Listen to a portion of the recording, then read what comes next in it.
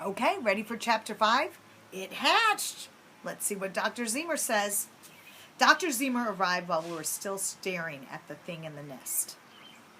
He jumped out of his car and came running out to us in the backyard. He was wearing a red bathrobe over his pajamas and he looked pretty excited. He ran up to the nest and looked in. His eyes opened up wide and he knelt down on the ground and stared. There he's running. And stared and stared. After a long while, he said softly, "That's it, by George, that's just what it is." Then he stared for another long time and finally shook his head and said, "It can't be true, but there it is." He got up off his knees and looked around at us. His eyes were just sparkling. He was so excited. He put his hand on my shoulder. I could feel he was quivering. "An amazing thing happened," he said in a kind of whisper. "I don't know how to account for it. It must be some sort of freak biological mix-up that might happen once in 1,000 years. But what is it?" I asked.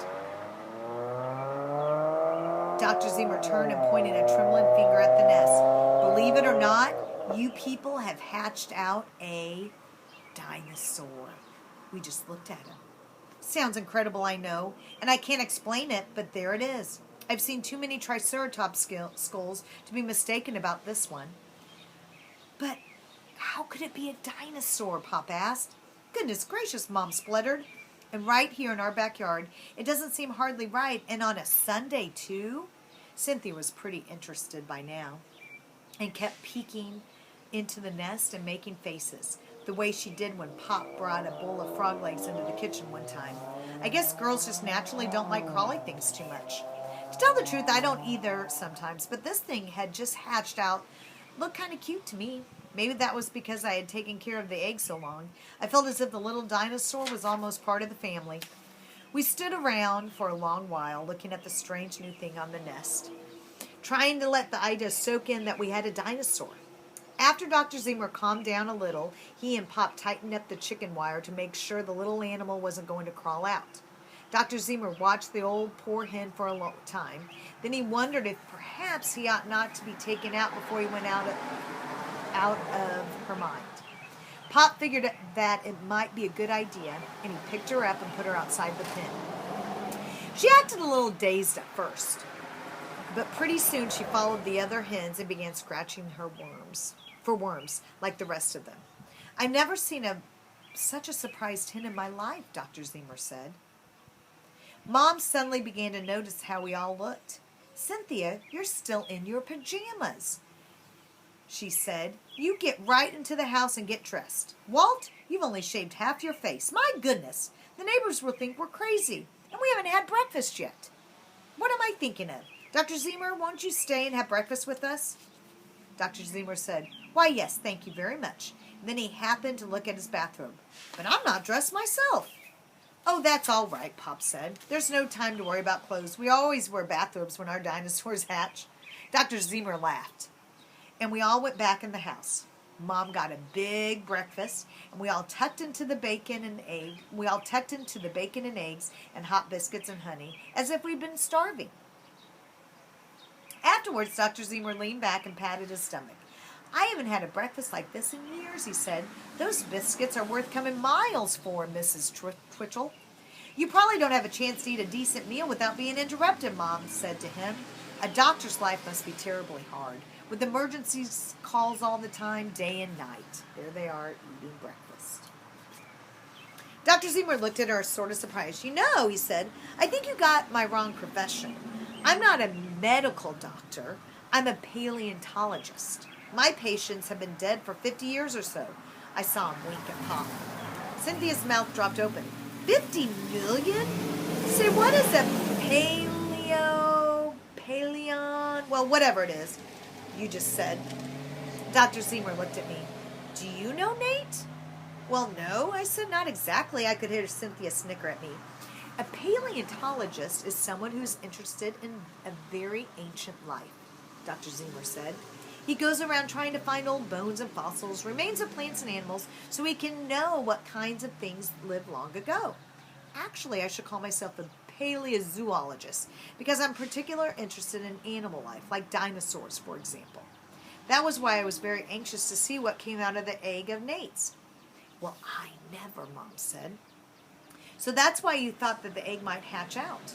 I certainly hope it would anyway, Dr. Zemer said. You see, all we've had to work on so far is fossils. Just bones, teeth, footprints, and so forth. Naturally, we haven't been able to be sure about many things because up to today, nobody has seen a live dinosaur. As a matter of fact, no one is even sure the dinosaurs hatched out of eggs until Roy Chapman Andrews found some dinosaur eggs in the Gobi Desert in 1923.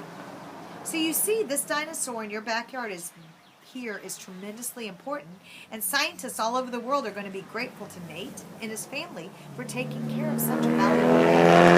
Dr. Zemer had been talking so much that he'd forgotten about the biscuit he held in his hand, and now he broke it open and put a dab of butter on it.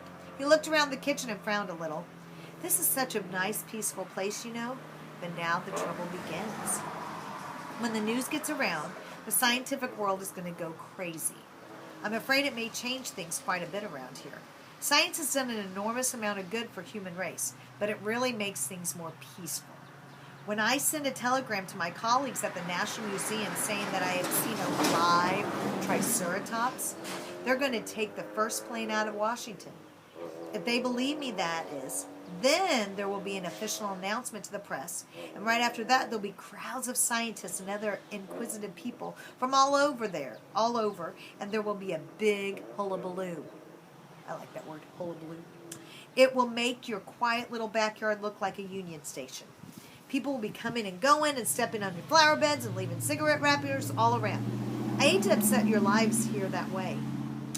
Well, now, do we have to tell anybody that we've got a dinosaur, Mom said.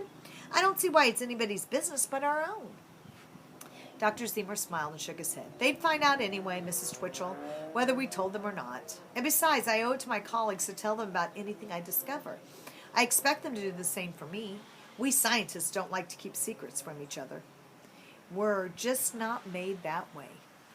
We could send it away to a museum or a zoo, Cynthia said.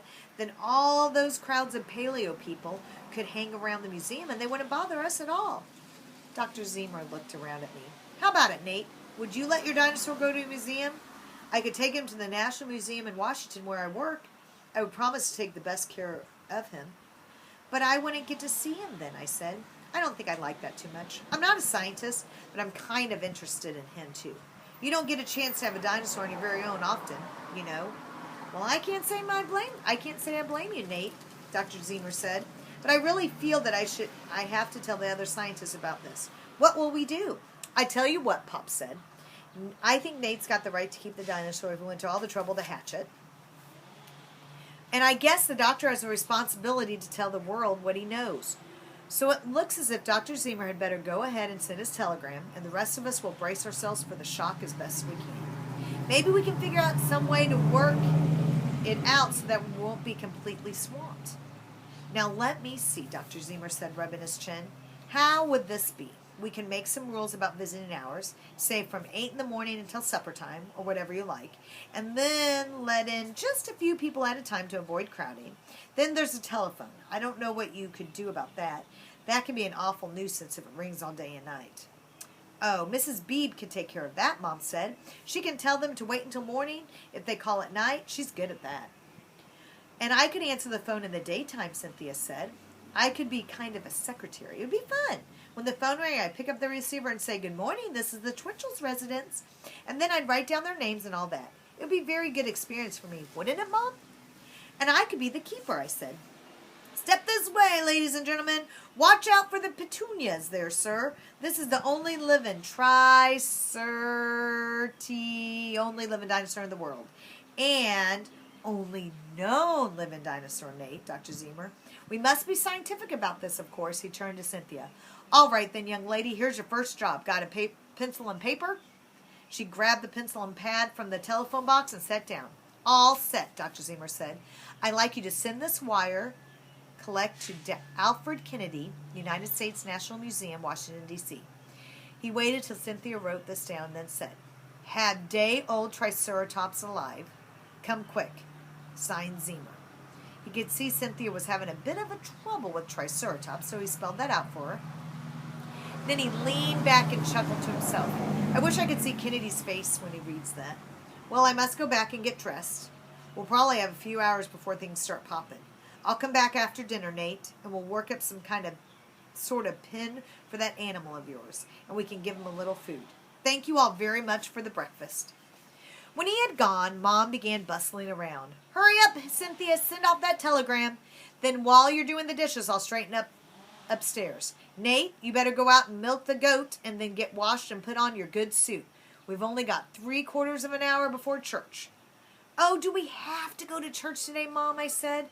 I've got an awful lot to do for that dinosaur before people start coming to look at it.